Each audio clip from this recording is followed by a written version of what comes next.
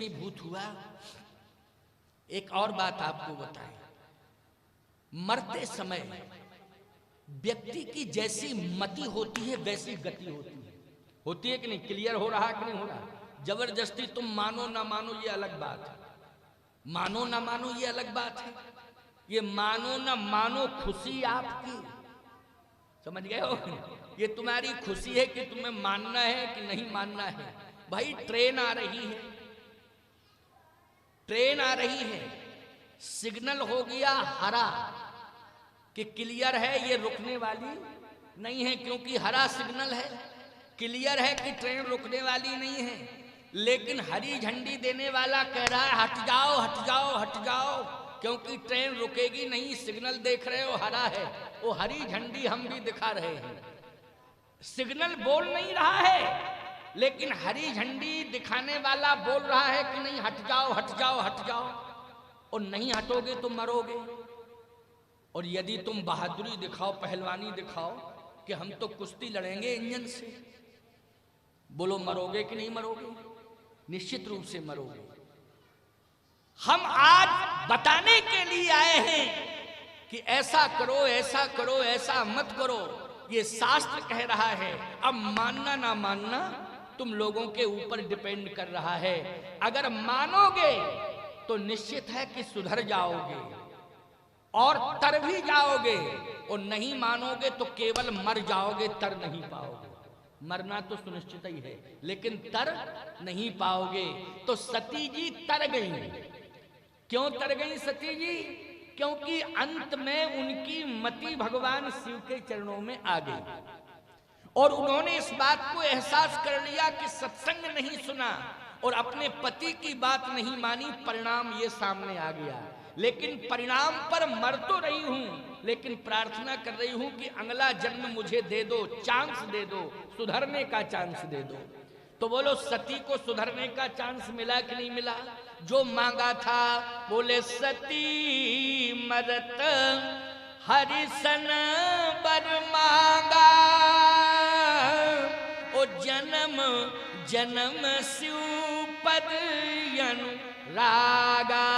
तो आज तक की तारीख में ईमानदारी से बताओ, हर मंदिर में भगवान शंकर के बगल में सती बैठी हैं कि पार्वती बैठी हैं? जल्दी।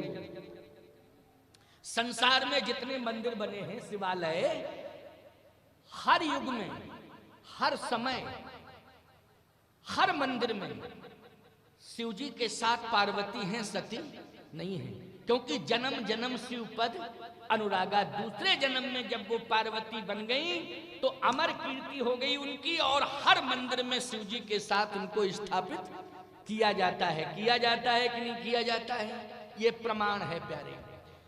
इसलिए मैं कहता हूं कि बात मानना चाहिए। गलती सबसे होती है, ये शरीर गुण दोष से बना हुआ है भैया, इसमें गुण ही गुण नहीं, दोष भी आएंगे। और मैं तो कहता हूं कि दोष ज्यादा रहते हैं, गुण कम रहते हैं। लेकिन सत्संग में जो चर्चाएं आपको सुनने के लिए मिले, एक सुधरने का अवसर सत्संग के माध्यम से आपको मिल रहा है। और यदि सत्संग के माध्यम से सुधरने का अवसर आपको मिल रहा है, यदि आप सुधर गए तो निश्चित रूप से आप भगवान के सदा सदा के लिए हो गए प्यारे। बस सत्संग में सुधरने की जरूरत है। भगवान के आप सदा सदा के लिए हो जाएंगे, भगवान आपको सदा सदा के लिए स्वीकार कर लेंगे। तो सती जी ने जो मांगा अगले जन्म में वही पाया। क्या पाया? सती जी हिमांचल जी के यहाँ जन्म ली पार्वती बनके। बोलो सती का जो दूसरा जन्म हुआ पार्वती के रूप में, वो किसके यहाँ हुआ? दक्ष प्रजापति के यहाँ नहीं हुआ। किसके यहाँ हुआ? हिमांचल जी के यहाँ हुआ। अच्छा एक बात बताओ भैया, क्या हिमांचल चाह रहे थे कि पार्वती मेरे घर में आवे?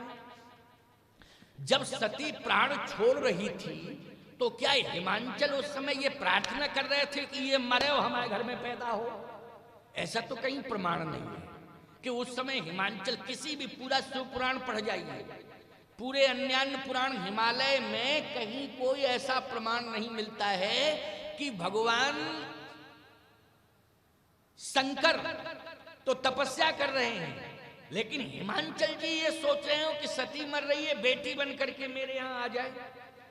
लेकिन सती चाह रही है कि मैं हिमांचल की बेटी बनूं। ये सती चाह रही है, हिमांचल नहीं चाह रहे हैं, लेकिन ये सती चाह रही है। क्यों चाह रही है सती? इसलिए कि मुझे दक्षमानी चतुर चालाक बाप नहीं चाहिए। क्योंकि चतुर चालाक बाप मिला इसलिए ये कंडीशन आई। बोलो आई कंडीशन कि नहीं? अरे मैं कहता हूं गलती अगर सती कर रही थी, बिटिया थी, बेटी, लेकिन बाप को तो गलती नहीं करनी चाहिए थी। अरे कितना हो कुछ भी हो जाता, लेकिन दामाद का तो सम्मान किया जाता है कि नहीं किया जाता? बोलो, क्या दामाद के सामने तुम जमींदारी और जागीरदारी दिखाओगे? तुमने अपनी बेटी का हाथ पकड़ा दिया है जिसके हाथ में, ईमानदारी से बताओ वो सिर माथे हो गया कि नहीं हो गया? ये धर्म कहता है। और कौन सी कमी देखी तुमने भगवान शंकर में? ये मैं मानता कि ससुर इसलिए नाराज है दामाद से क्योंकि दामाद का चाल चलन ठीक नहीं है, तब तो मैं मानता हूं कि नाराजगी है। शंकर जैसा चरित्रवान दुनिया में कोई नहीं है प्यारे, शंकर जैसा विद्वान दुनिया में कोई नहीं है, और शंकर जैसा महान दुनिया में कोई नहीं है। ऐसा दामाद मिलने के बाद भी अकड़ मकड़ करके बैठे हो तुम यज्ञ में, और सम्मान दामाद से लेना चाहते हो, दामाद का सम्मान नहीं करना चाहते हो। बोलो ये चतुर चालाकी नुकसान पहुंचा गई कि नहीं पहुंचा गई? बोलो। सावधान। सती ने रोते रोते कहा कि ऐसा बाप नहीं चाहिए मुझे, जो बाप दूसरों को सम्मान ना दे सके, केवल अभिमान के कारण सम्मान लेने की भावना रखे और दूसरे को सम्मान देने की भावना न रखे, ऐसा बाप मुझे नहीं चाहिए। फिर कैसा चाहिए बाप? बोले बाप ऐसा चाहिए कि जो गंभीर हो, अचल प्रतिष्ठित हो। और सही बताओ, अचल प्रतिष्ठित और गंभीर पर्वत होता है कि नहीं होता है? बोलो अचल प्रतिष्ठित होता है और गंभीर भी होता है कि नहीं होता है?